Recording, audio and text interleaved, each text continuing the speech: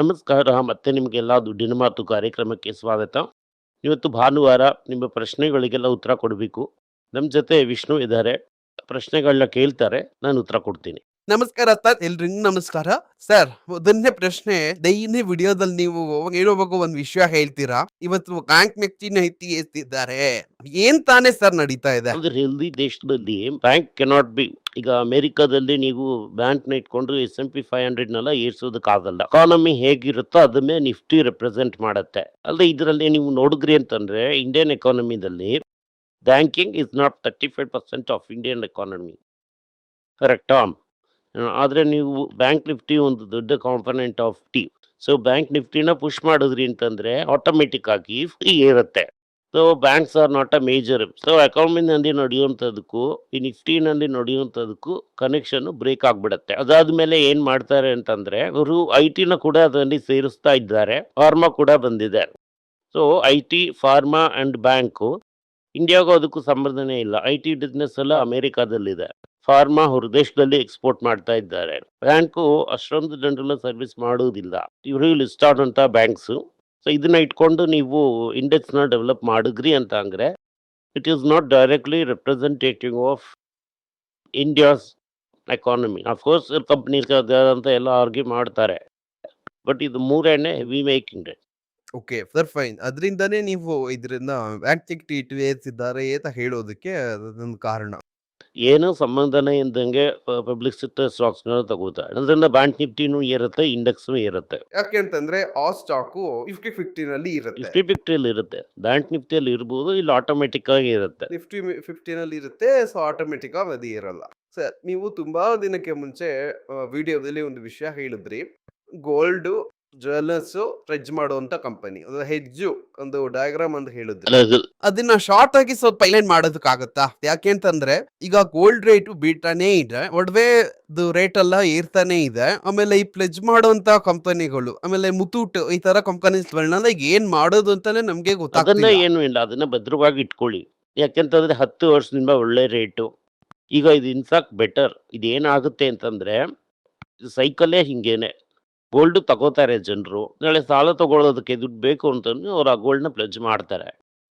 ಈಗ ಗೋಲ್ಡ್ ತಗೊಳ್ಳೋದು ಒಂದು ಸ್ವಲ್ಪ ದಿನಕ್ಕೆ 15,000 ಇತ್ತು. ಈಗ ಅದು ಒಂದು 13,000ಕ್ಕೆ ಬಂದಿದೆ. ಒಂದು ಗ್ರಾಮ್ಗೆ 1,50,000 ಹೋಗಿದ್ದು ಈಗ 1,20,000 ಒಂದು ಹಂಗೆ ಬಂದ್ಬಿಟ್ಟಿದೆ ಅನ್ಕೋತಾ ಇದ್ದೀನಿ. ಹೇಗೆ ಎಲ್ಲರೂ ಹೋಗಿ ತಗೋತಾರೆ. ತಗೊಂಡ್ರೆ ಈ ಕಂಪನಿಗೆ ಮಾರ್ಜಿನ್ ಅಂತ ಅನ್ನೋದ್ರಿಂದ ಎಲ್ಲರ ಒಂದು ಒಡವೆ ಅಂಗಡಿ ಒಂದು ವ್ಯಾಲ್ಯೂ ಏರುತ್ತೆ. ಈಗ ಈ ಗೋಲ್ಡ್ ಬೆಲೆನ ಏರಿ ರೀಚ್ಗೆ ಹೋಗಿ ಆದ್ಮೇಲೆ ಮುಂಚೆನೆ ಟೈಟನ್ನು 2012 ಯಾವಾಗ್ಲೂ ಮಿಯಾ ಅಂತ ಒಂದು ಬ್ರ್ಯಾಂಡ್ ನ ಶುರು ಮಾಡಿದ್ರು. ಅಂದ್ರೆ ನಾನು ಹೇಳ್ದೆ ಮಿಯಾ ಅಂತ ಅನ್ನೋದು ಮೈನ್. ಈಗ ಅವ್ರು ಏನ್ ಮಾಡ್ತಾ ಇದಾರೆ ಅಂತಂದ್ರೆ people are preparing for lower level of gold. So ಈಗ ಏನಾಗುತ್ತೆ ಅಂತಂದ್ರೆ ಈ ಗೋಲ್ಡ್ ಜ್ಯುವೆಲ್ರಿನಲ್ಲಿ ಈ ಸ್ಟಾಕ್ಸ್ ತುಂಬಾ ಯಾಕೆ ರಿಟರ್ನ್ ಆಗೋದಿಲ್ಲ ಅಂತಂದ್ರೆ people will start buying 18 carrot, 14 carrot, 11 carrot, 9 carrot ವರೆಗೂ ಇಳಿಸ್ಬಿಡ್ತಾರೆ. ಬಟ್ 18 ಕ್ಯಾರೆಟ್ ವರ್ಗೂನೇ ಇವತ್ತು ಬ್ಯಾಂಕ್ ಅಲ್ಲಿ ಫೈನಾನ್ಸ್ ಮಾಡ್ತಾ ಇದ್ದಾರೆ. ಆದಷ್ಟು ಬೇಗ ಏನಾಗುತ್ತೆ ಅಂತಂದ್ರೆ 14 9 ಅವರು ಫೈನಾನ್ಸ್ ಮಾಡೋ ರೀತಿ ಆಗುತ್ತೆ. ಅದು ಈ ಒಂದು 6 ತಿಂಗಳಲ್ಲಿ ನಡೆಯೋದಿಲ್ಲ. ಯಾಕೆ ಈ 6 ತಿಂಗಳಲ್ಲಿ ನಡೆಯಲ್ಲ ಅಂತ ಕೇಳಿದ್ರೆ, ಒಂದು ಇರಾನ್ ವಾರು, ಎರಡನೇದು ಅಮೆರಿಕನ್ ಇಂಟ್ರೆಸ್ಟ್ ರೇಟ್ ಅನ್ಸರ್ಟಿನಿಟಿ. ಇದು ಗೋಲ್ಡ್ ಕ್ಯಾಪ್ ಮಾಡುತ್ತೆ, ಮೇಲೆ ಹೋಗದೆ ಇರೋ ರೀತಿ ಕ್ಯಾಪ್ ಮಾಡುತ್ತೆ. ಬಾಟಮ್ ಒಂದು ಲೆವೆಲ್ಗೆ ಯಾಕೆ ಫ್ಲೋರ್ ಇರುತ್ತೆ ಅಂತಂದ್ರೆ ಎನ್ನೇ ಗೋಲ್ಡ್ ಪಿಕ್ ಅನ್ನೋದು ಮಾತ್ರ ನೋಡಿದ್ರಿ. 95-30 ಅಲ್ಲಿ ಇದ್ದಿದ್ದು 96-30 ಆಗೋಯ್ತು. So every passing month export ಕಡಿಮೆ ಆಗುತ್ತೆ, ಇಂಪೋರ್ಟು ಭಯಂಕರ ಜಾಸ್ತಿ ಆಗಿರೋದ್ರಿಂದ ರುಪಿ ಮೇಲೆ ಪ್ರೆಷರ್ ಬರುತ್ತೆ. ಸೊ ರುಪಿ ಕೂಡ ಕಡಿಮೆ ಆಗುತ್ತೆ. ಓಕೆ. ಸೊ ಗೋಲ್ಡ್ಗೆ ಒಂದು ಫ್ಲೋರ್ ಇರುತ್ತೆ. ಅದೇ ಒಂಥರ ಇಂಟರ್ನಲ್ ಲೈನ್ ಬಂದ್ರೆ ಗೋಲ್ಡ್ ತುಂಬಾ ಬೀಳೋದಿಲ್ಲ in rupee terms. But versus in dollar terms ಈಗ $6,000 ತಿರ್ಗಾ ಹೋಯ್ತು. $6,000 ಹೋಯ್ತು ಅಂತಂದ್ರೆ ಗೋಲ್ಡ್ 20-21 ಹೋಗ್ಬಿಡತ್ತೆ. ಒಂದು ಗ್ರಾಮ್ಗೆ. ಯಾಕೆಂತಂದ್ರೆ ಅದು 80-95 ಆಗ್ಬಿಟ್ಟಿದೆ. ಸೊ ಗ್ರಾಮ್ನ ಬೆಲೆ ಏರುತ್ತೆ. ಇದ್ರಲ್ಲಿ ಏನ್ ನಾವು ಅರ್ಥ ಮಾಡ್ಕೋಬೇಕು ಅಂತಂದ್ರೆ ಸ್ಪಷ್ಟವಾಗಿ ಗೋಲ್ಡ್ 1 ಲೆವೆಲ್ಗಿಂತ ಮೇಲೆ ಕೆಳಗಡೆ ಹೋಗಲ್ಲ, ಅದು ಫ್ಲಾಟ್ ಆಗಿರುತ್ತೆ, ಸ್ವಲ್ಪ ಡಿಕ್ಲೈನಿಂಗ್ ಡೌನ್ವರ್ಡ್ ಆಗಿರುತ್ತೆ. ಸೊ ಈ ಜ್ಯುವೆಲ್ರಿ ಯಾಕೆ ಸೇಲ್ಸ್ ಇರುತ್ತೆ ಅಂತಂದ್ರೆ people go to lower level of gold. ಐತದ ಬಲ ತಿರ್ತಾರೆ. ಕ್ಯಾರೆಟ್ ಲೇನು ಮಿಯಾ ಎರಡಿದೆ. ಸೊ ಅದು ಲೋವರ್ ಆಗಿ ಹೋಗುತ್ತೆ. ಡೆನ್ನಿನಲ್ಲಿ already people are buying 9 carat gold. So ಇದು ಗೋಲ್ಡ್ ಇರುತ್ತೆ. ಇದನ್ನ ಪ್ಲೆಡ್ಜ್ ಮಾಡುವಂಥದ್ದು ಈ ಕಂಪನೀಸು. ಮುತ್ತೂಟ್ ಮಣಪ್ಪುರಂ ಮುತ್ತೂಟು, ಮಣಪ್ಪುರಮು, ಈ ಸೌತ್ ಇಂಡಿಯನ್ ಬ್ಯಾಂಕ್ ತರ ಚಿಕ್ಕ ಚಿಕ್ಕ ಬ್ಯಾಂಕ್ಸ್ಗಳೇ. ಸೊ ಈ cycle keep on continuing and you will keep on making money. ಇದು ಹೆಂಗೆ ಅಂತಂದ್ರೆ, ನಾವು ಡಾಲರ್ನ ಒಂದು ಲೆವೆಲ್ಗೆ ಮೇಲೆ ಓಕೆ ಬಿಟ್ರೆ ಇದು 110 115 ಅಂತೆಲ್ಲ ಆಗಿ ನಮ್ಮ ಈ ಎಕ್ಸ್ಪೋರ್ಟು ಇಂಪ್ರೂವ್ ಆಗಬೇಕು. ಎಕ್ಸ್ಪೋರ್ಟು ಎರಡೇ ಇರೋದು ನಿಮ್ಮ ಹತ್ರ ಮೇಯ್ನ್ ಆಗಿ. ಒಂದು ಫಾರ್ಮಾ ಇದೆ, ಇನ್ನೊಂದು ಐತಿ. IT ಇದೆ. ಮೂರನೇದಾಗಿ ಏನಿದೆ ಅಂತಂದ್ರೆ ಪಟೋಲೋಬೆನಲ್ಲಿ 2 ವೀಲರ್ ಆಟೋ ಅಂತೆಲ್ಲ ಹೋಗ್ತಾ ಇದೆ. That is bikes and scooters 3 wheeler exports ಆಗ್ತಾ ಇದೆ. ಸೊ ಅದರಲ್ಲಿ ನಮ್ಗೆ ಏನಾದ್ರು ಗೈನ್ ಬಂತು ಅಂತಂದ್ರೆ ಈ 3 ಸೆಕ್ಟರಲ್ಲಿ we can do very well. But ಅದಕ್ಕೆ rupee has to become competitive. Okay that. So ಈ ಗೋಲ್ಡ್ನ ರೇಟು ಅತಿ ಕಡಿಮೆ ಆಗುತ್ತೆ ಅನ್ನೋದನ್ನ ಕ್ಲಿಯರ್ ಆಗಿ ಎಕ್ಸ್ಪ್ಲೇನ್ ಮಾಡಿದ್ರಿ sir. Thank you. Actually speaking ಹಾಗಿದ್ರೆ ಹೆಂಗೆ ಲೆಕ್ಕ ಮಾಡಿ ನೋಡಿದ್ರುನು ಅನಂತ್ ಸರ್ಗೆ ತನಿಷ್ಕ್ ತಂಗಮ್ಮಯ್ಯನತ್ರ ಇಬ್ರು ಇದ್ದಾರೆ. Okay fine. ಅದು ಇಲ್ಲ ಅಂತಂದ್ರೆ ಹೆಂಗೆ ಲೆಕ್ಕ ನೋಡಿದ್ರು ಒಂದ್ ಹಲವು ಒಡವೆ ಅಂಕೆಗಳಿರುತ್ತೆ ಸರ್. ಆ ಹತ್ತರಲ್ಲಿ ಒಂದು 5 ಅಂಗಡಿ ಸ್ಟಾಕ್ ಅಂದ್ರೆ ಈ ಮಾರ್ಕೆಟ್ ಅಲ್ಲಿ ಇಷ್ಟ ಆಗಿದೆ. ಹಿಂಗೆ ಇದ್ರೂನು ಅದು ಏರ್ಲೇಬೇಕಲ್ವಾ? ಅದೆಲ್ಲ ಏರ್ಲೇಬೇಕು ಅಂತ ಅವಶ್ಯಕತೆನೇ ಇಲ್ಲ. ನೀನು ಏನ್ ಅರ್ಥ ಮಾಡ್ಕೋಬೇಕು ಅಂತಂದ್ರೆ, ಮಾರ್ಕೆಟ್ ಹೆಂಗ್ ಆಗುತ್ತೆ ಅಂತಂದ್ರೆ 22 ಕ್ಯಾರೆಟ್ ವರ್ಗು ಹೋಗು. ಸೊ 18 ಕ್ಯಾರೆಟ್ ಗೋಲ್ಡ್ಗೆ ಇವಾಗ ಲೋನ್ ಕೊಡ್ತಾ ಇದ್ದಾರೆ ಅಂತ ಹೇಳ್ತಾ ಇದ್ದಾರೆ. ಸೊ ಈಗ 14 ಕ್ಯಾರೆಟ್ 9 ಕ್ಯಾರೆಟ್ಗೂ ಬಂದ್ಬಿಡುತ್ತೆ ಅಂತ ಹೇಳ್ತಾ ಇದ್ದಾರೆ. ಅದಕ್ಕೂ ಅವನು ಲೋನ್ ಕೊಡೋದಕ್ಕೆ ಶುರು ಮಾಡ್ತಾನೆ. ಆಮೇಲೆ ಸಿಲ್ವರ್ಗೆ ಕೊಡೋದಕ್ಕೆ ಶುರು ಮಾಡಬೇಕು. ನೀನು ಹೇಳೋವಂಥ ದೊಡ್ಡ ಅಂಗಡಿಗಳಿಂದ ಸಿಲ್ವರ್ ಜ್ಯುವೆಲ್ರಿ 14 ಕ್ಯಾರೆಟ್ 9 ಕ್ಯಾರೆಟ್ ಅಲ್ಲೆಲ್ಲ ಸ್ಟ್ರಾಂಗ್ ಇಲ್ಲ.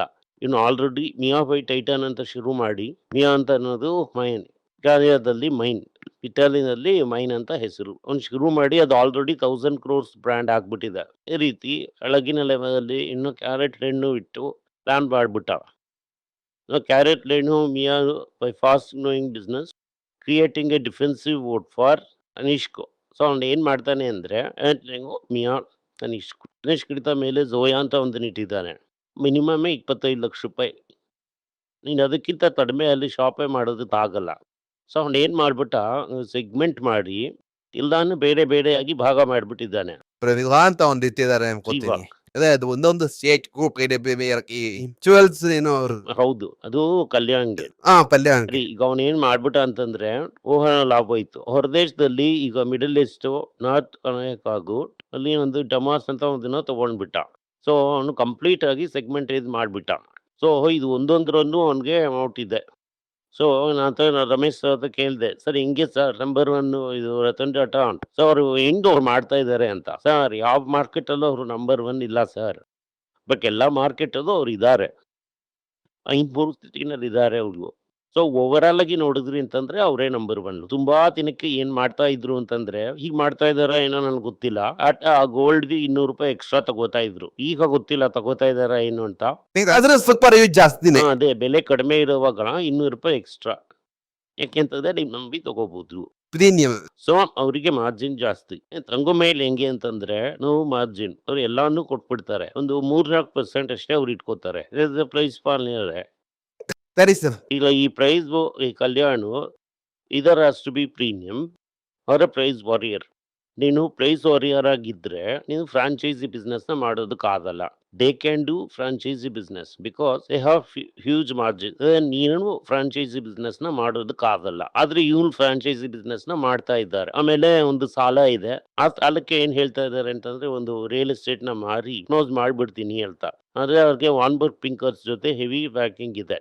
ಓಕೆ ಸರ್, ನಿಮ್ಗೆ ಈ ಸಿನಿಮಾ ಡೈಲಾಗ್ ಗೊತ್ತಲ್ವಾ ಸರ್? ನಂಗೆ ಸುತ್ತಿ ಬಳಸಿ ಎಲ್ಲ ಕೇಳೋದಕ್ಕೆ ಇಷ್ಟ ಇಲ್ಲ, ನೇರವಾಗಿ ಕೇಳ್ತೀನಿ. ಟೈಟನ್ನು ತಂಗಮ್ಮಯ್ಯನ್ ತರ ಇದು ಯಾವ್ದಾದ್ರು ಒಂದಿಲ್ಲ ಹೇಳಿ. ನನಗೆ ಈಗ ಸದ್ಯಕ್ಕೆ ಏನು ಗೊತ್ತಾಗ್ತಾ ಇಲ್ಲ, ಗೊತ್ತಾದ್ರೆ ಹೇಳ್ತೀನಿ. ಟೈಟನ್ ಅಲ್ಲೂ ತಂಗಮೈಲಲ್ಲೂ ಪ್ರಮೋಟರ್ ಗೊತ್ತು, ಬೇರೆ ಯಾವ ಪ್ರಮೋಟರ್ ನನಗೆ ಗೊತ್ತಿಲ್ಲ.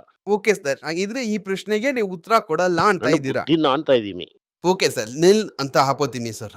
ಓಕೆ, ಅದಾದ್ಮೇಲೆ ಅಮರ್ ರಾಜ ಎಕ್ಸೈಡ್ ಇಬ್ರು ತಿರ್ಗಾ ಸ್ಪರ್ಧೆಗೆ ಇಳ್ದಿರೋ ರೀತಿ ಕಾಣ್ತಾ ಇದೆ. ಸೊ ಇನ್ವೆಸ್ಟ್ಮೆಂಟ್ ಒಬ್ರು 1500 ಕೋಟಿ ಎಕ್ಸಾಮ್ ಅಂತ ಅಷ್ಟೊಗೆ ರೆಡಿ ಆಗ್ಬಿಟ್ಟಿದ್ದಾರೆ.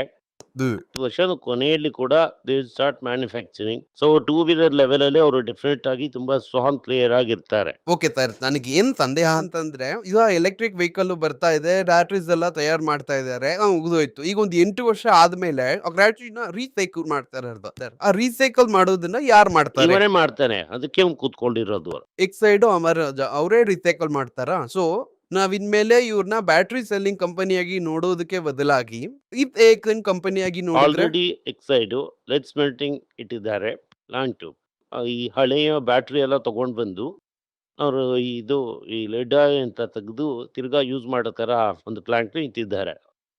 ಓಕೆ ಸರ್, ಇದು ಒಂದು ಪರ್ಸ್ಪೆಕ್ಟಿವ್ ಚೇಂಜ್ ಬರೋದಕ್ಕೆ ಸಾಧ್ಯತೆಗಳಿದೆ. ಆಗಿದೆ. ಸೊ ಹಾಗಿದ್ರೆ ಎಕ್ಸೈಡ್ ಅವರ ರಜಾ ಇದಕ್ಕೆ ಕಂಪನಿ ಬೇಡ, ಈಗ ತುಂಬಾ ಕಾಸ್ಟ್ಲಿ ಆಗಿದೆ. ಕರೆಕ್ಟ್ ಪ್ರೈಸ್ ಇದ್ದಂತ ಸಂದರ್ಭದಲ್ಲಿ ನಾವು ಕನ್ಸಿಡರ್ ಮಾಡಿದೀವಿ.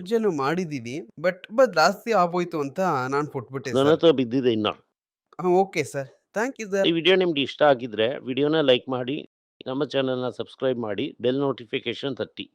ಈ ವಿಡಿಯೋನ ಸಾಧ್ಯ ಆದರೆ ನಿಮ್ಮ ಸಂಬಂಧಿಕರಿಗೂ ಸ್ನೇಹಿತರಿಗೂ ಕಳಿಸಿ, ಅವರಿಗೂ ನೋಡೋದಕ್ಕೆ ಹೇಳಿ. ಧನ್ಯವಾದಗಳು.